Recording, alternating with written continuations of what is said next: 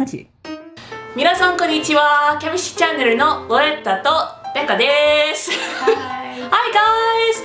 So today we're just gonna go over something that we did recently. It was the dreaded but wonderful 日本語能力試験。日本語能力試験 JLPT. I've actually never taken it before until now.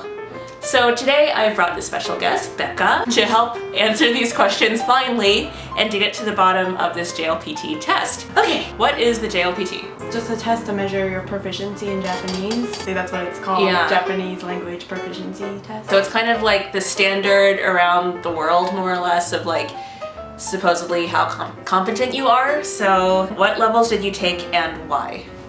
Me? Yeah. All you. Last year I took N3. That was my first JLPT. I passed it, so I thought I would take N2. So I took N2 this year. Okay, you're a veteran. I took the N2 this year and I would like to take the N1, but as it is, I don't have any JLPT experience under my belt. So many of you guys know there are 5 levels, and supposedly the top 2, N2 and N1, are the ones that are like asked for on job applications or for school applications. Those are like the recognized 2. I think it's like if you're 2, you're like business proficient, and if you're 1, you're like ninja, maybe fluent, who knows, something like that. So I just wanted to try at least like, I didn't want to go straight for 1, I wanted to start at 2 to like maybe if I can just get something. We'll see how that goes. So yeah, so we took N2, and next question, did it suck? How was it? What did you think? I didn't think it's that bad. I thought it's fair. It's obviously very fair. Yeah. You should be realistic with yourself and with your level. So honestly, it's a fair exam. There's definitely on the website, there's a link where you can kind of pre-test where you think you are. You can kind of self-assess, and then from there you can pick which one to take. And that's another reason why I took the N2. It's not that like if you don't pass a certain level that you won't get a proficiency for something lower if you don't pass that level. It's like pass or fail. You either get it or you don't. So you have to it's probably good to self-assess before you jump in.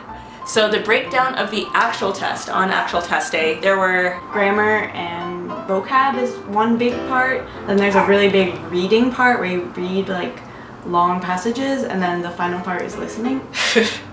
That was fun. So when I took the test, strangely enough, my listening was the highest, then it was the reading, and then the vocabulary and grammar was like it was like the worst part for me. Yeah. I went straight for the reading passages because they supposedly tire you out because they're really long. So I went straight there. And really? Yeah. Like you just started at okay. Because that's, I don't know, you have like your full brain power, I guess, to read these long things, but that was actually my worst section, grading wise. I didn't even think to do that. I literally blew through all of the multiple choice, and then when it came to the reading section, I was like, oh gosh, there's 10 minutes left. So yeah, that was my worst part. I thought they were hard.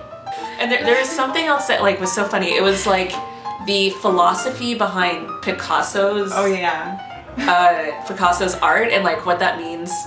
I don't even know what that means in English. Even if they were in English, it would be hard.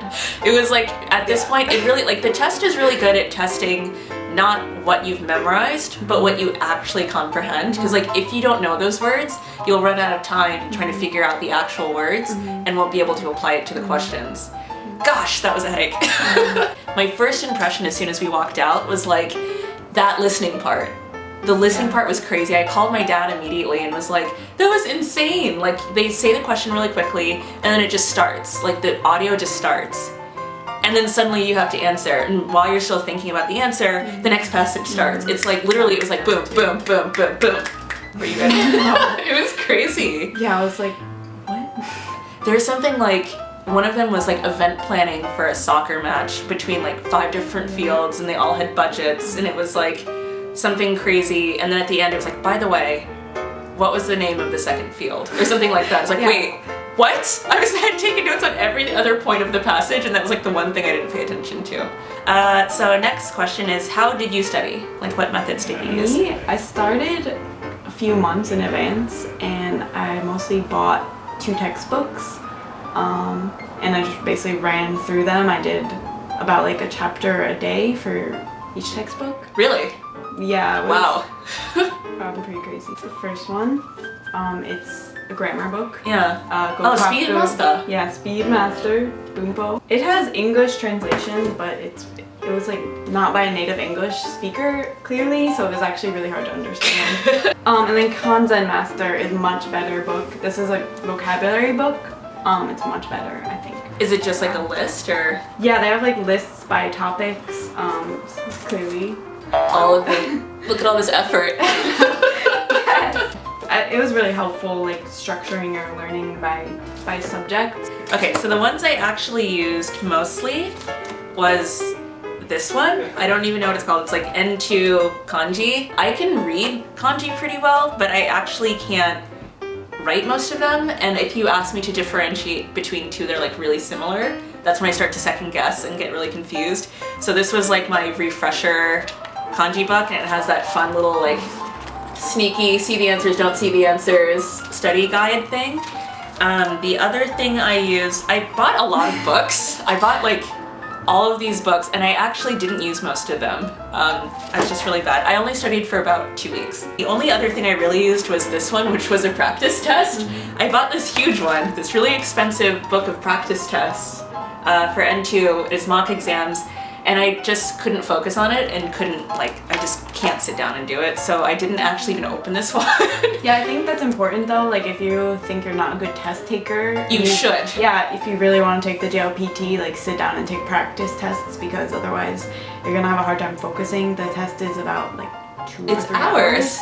And like there's some tricky kind of question formats, like they might like rearrange words or something, and you have to pick the correct word. You want to test your Japanese, not test your like how well you can figure out what the question is asking. Exactly. It's like one other thing that I did was really helpful was I used iknow.jp. Like that, it has like these core grammar and vocabulary, and it puts them all in context. And I found that the core courses, the words that were there, pretty much were in line with what was on the levels of the test. So, and that has like speed training, and it's kind of like game theory. So for me, with bad attention span, it was a perfect way to like force myself every morning, like in the morning at the beginning of the day and at the end of the night when I was tired, it was like, oh, let me just play like a video game that happens to be like kanji slapping you in the face. So that was pretty cool. That book Kanzen Master, and I went through every single page of that book, and I still went to the test and felt like there was some stuff I've never seen in my life. So honestly, I think, yeah, like there's some variation between all the resources. The kanji books, actually, it was pretty helpful. Like there was definitely some that I was on the train to the school stressing out, like gotta go. Like this is how far I got in my studying. I didn't even get to this part. But it was really helpful. This 104 pages, a lot of it was actually on the test. Study efficiently. Yeah. If you haven't taken it before, definitely take the practice test. So like you said, knowing that you're only testing your Japanese and not like your ability to navigate a freaky test in a creepy room with lots of people that you're worried about like all around you. Are you taking another try at it? No? Yeah, I mean maybe next year I'll take N2 again. I think part of the problem was, so I've only been studying for like 2 years or something. Really? So, yeah, so I need more time to like absorb. Okay, so, and I've been studying for like 14 years, so that's why for me it was like literally a refresher, blow through it, checkbox type of thing. Learning the test. Yeah. 2 years, wow, that's amazing though. I'm definitely going for N1. I don't know if I'm gonna go to Tokyo and take it in Japan this summer, or maybe like wait until winter. That's probably the safer bet to like, because I think I will need to study for this one. So I should probably do that.